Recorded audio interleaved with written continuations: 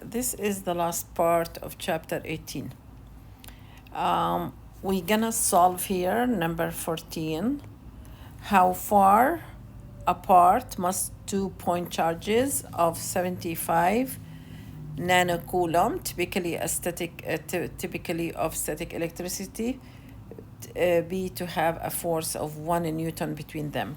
Then the question is, assuming that we have two equal charges, 75, and they have a force between them equals 1 Newton, and we are going to find what is really the distance between them.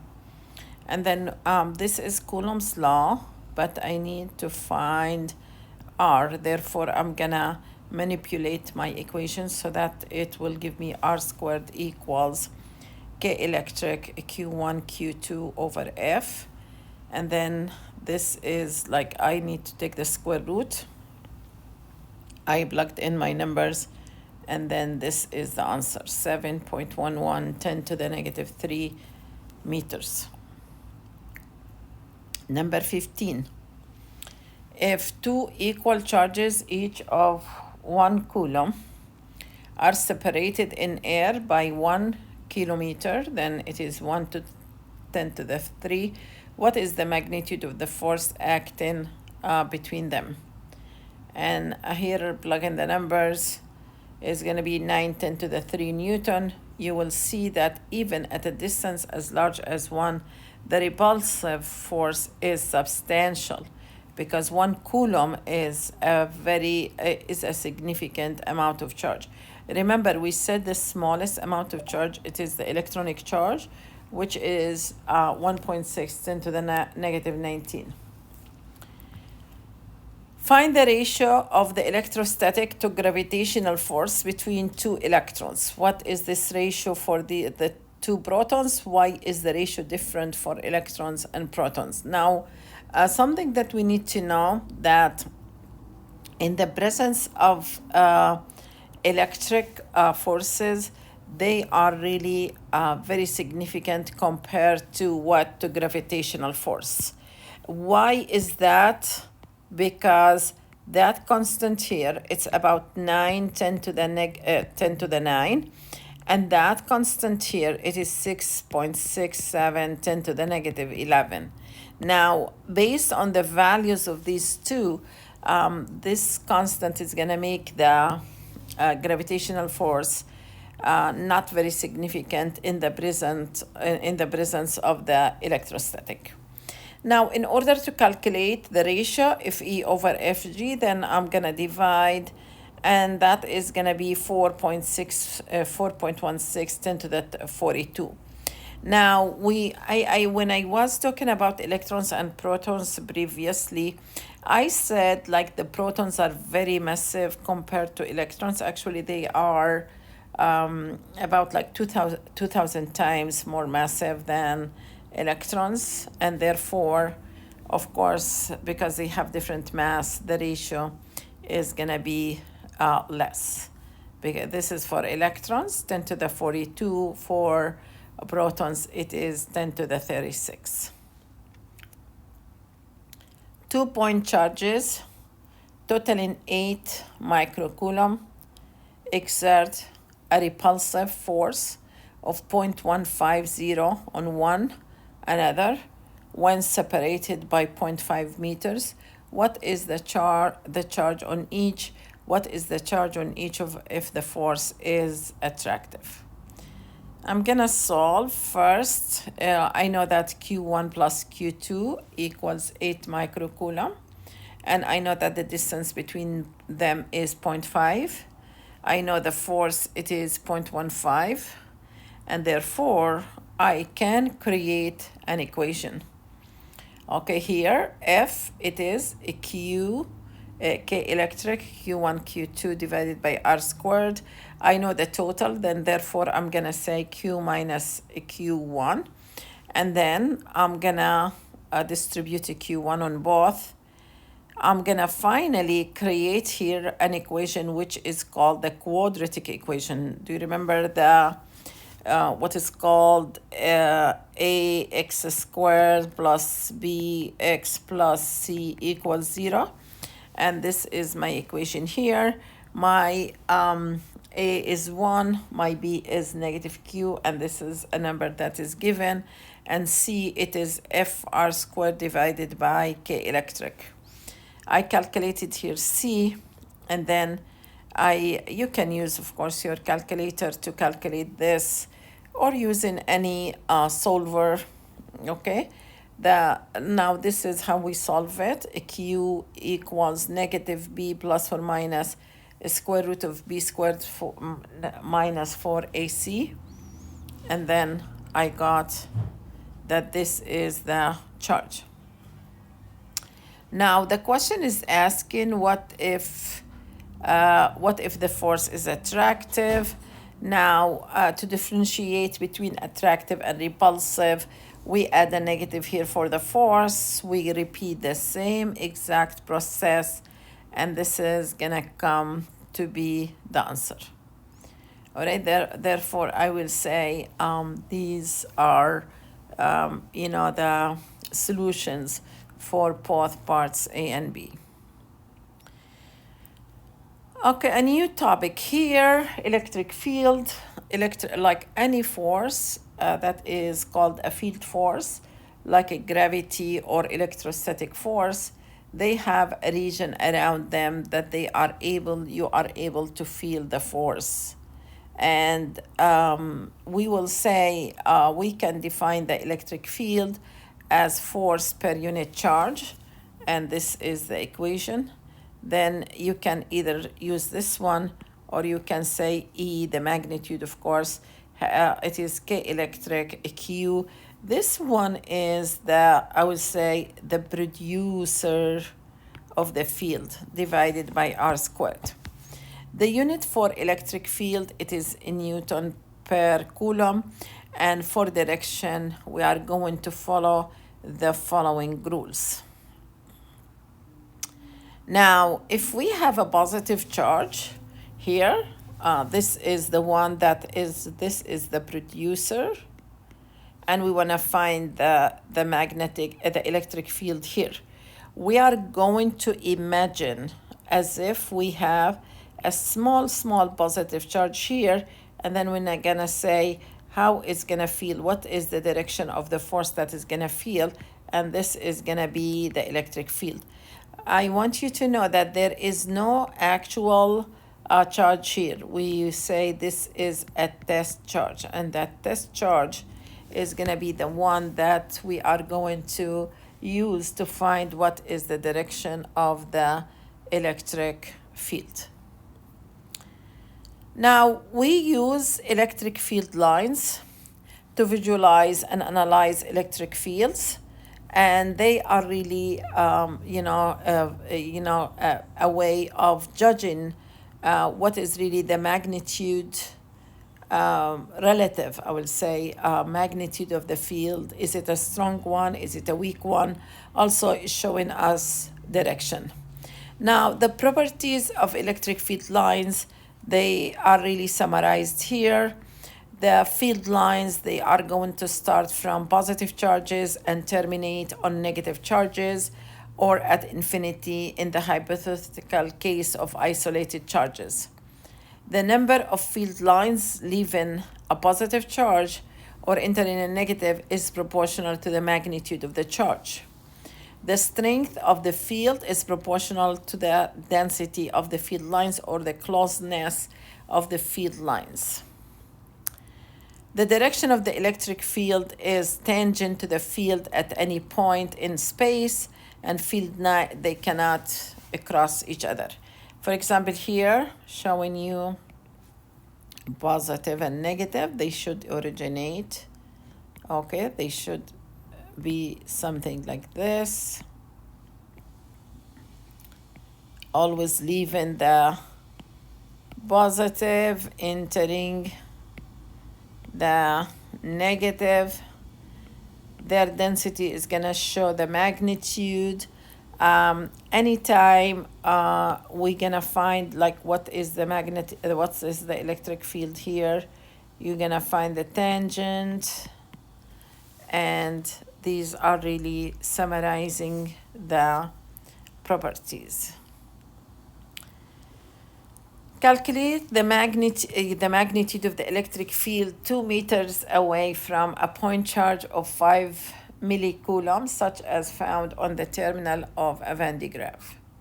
Then R, it is 2 meters, and Q is 510 to the negative 3 coulombs, and E can be KQ over R squared, and then I will be able to find that, and I need to specify the direction, and we're gonna say it is outward or away from the charge if we wanna find what is its direction. Now here I'm listing for you the most important equations that we covered so far. This is for the force K electric Q1 of times Q2 divided by R squared. For the electric field, it is F divided by Q2. Then E is gonna be K electric Q1 divided by R squared. Find the magnitude and direction of an electric field that exerts 4.80 10 to the negative 17 Newton westward force on an electron. What magnitude and direction force does this field exert on a proton? Then here we have that force, and it is on an electron. We can calculate E because it is the force divided by the charge. And that force, it is to the left, negative 4.8 10 to the negative 17, divided by negative 1.6 10 to the negative 19 coulomb, which is the charge of the electron. And that is going to give us a 300 Newton per coulomb east. This is the direction of the field. Now, F is going to be for the proton, is going to be Q times E, and the charge here, it is positive. It is the same, 1.60 10 to the negative 19. And when it is multiplied by 300, is going to give us this, and it is east. Here, just showing you what we were talking about, that the ratio of the lines is going to show the ratios for the charges. Here we have electric field lines near two charges, Q1 and Q2. What is the ratio of their magnitudes? And we are going to sketch the electric field lines a long distance from the charge shown in the figure. Here I counted. You're gonna put points here or something to count the lines for that charge and the lines for that charge. I counted, this one is 23, and I know that the second one, Q2, it is negative, and therefore I added the 12 negative, and then it is negative 1.9, or like almost 2 times the strength, or like the magnitudes. Long distance, they will appear as one charge, which is a Q that equals Q1 plus Q2, which is 23 minus 12 times electrons, then it's going to be 11, and this is the shape of the lines. This is here showing you the electric field line in the vicinity of a conductor. A conductor, it's a substance that can conduct electricity, given the field was originally uniform, like here before, it was uniform, and parallel to the object's long axis, which is this one, is the resulting small near the long side of the object. Here, you're gonna see that the field is gonna be modified, and when it's gonna enter or leave is gonna be having perpendicular, and that modification. And here we can say, yes, the field is smaller near the long side of the object. It depends, like here, on the density of the lines. Okay, here they are more dense than at the center.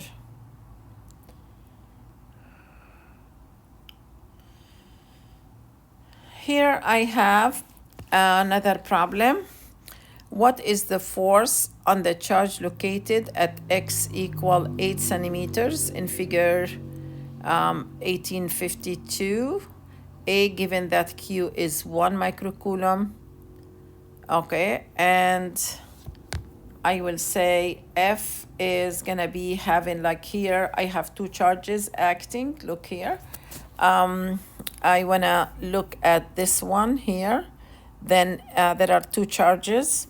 That one, I'm gonna call that one Q3 because it is located at 3.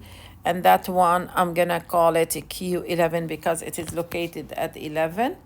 Now, also, one more thing that you need to consider here is the force between a Q3 and Q8. It is attraction, and the one between a Q11 and Q8 also is attraction. Therefore, the two, they're gonna be opposite direction.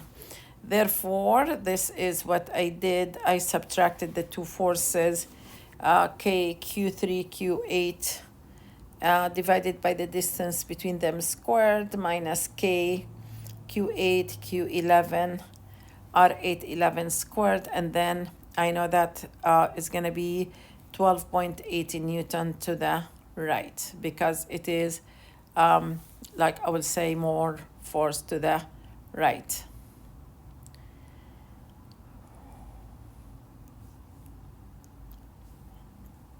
This one is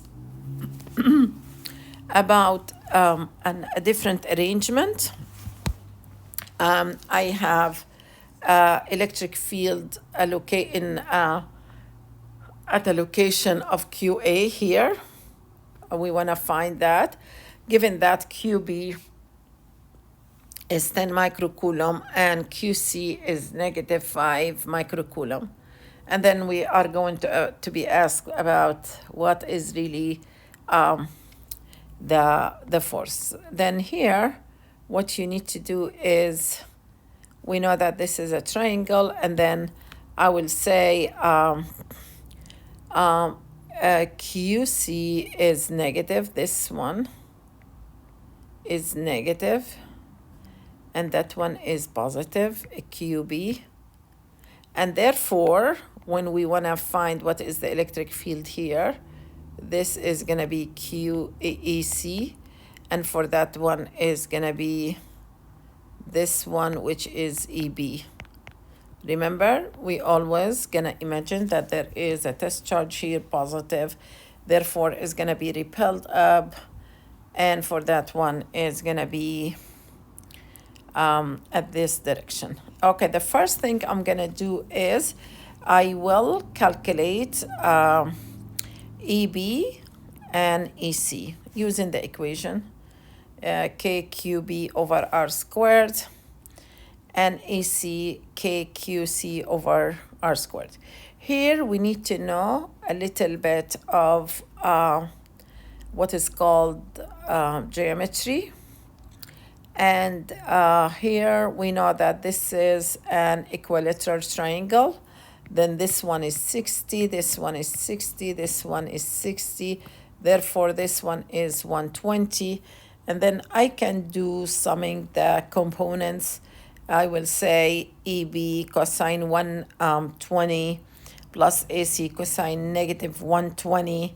And I'm going to find what is EX. And then I'm going to find what is EY, and then I will be able to calculate what is really the total.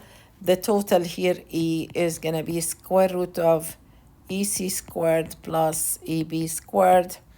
And for the angle, I will say this is going to be, the calculation for tan of the angle. Now, after we calculate E, we can simply multiply QB times QA, times E to find what is going to be the electric field. Okay, thank you. This is all about chapter 18, and I will upload this, and the notes are uploaded already.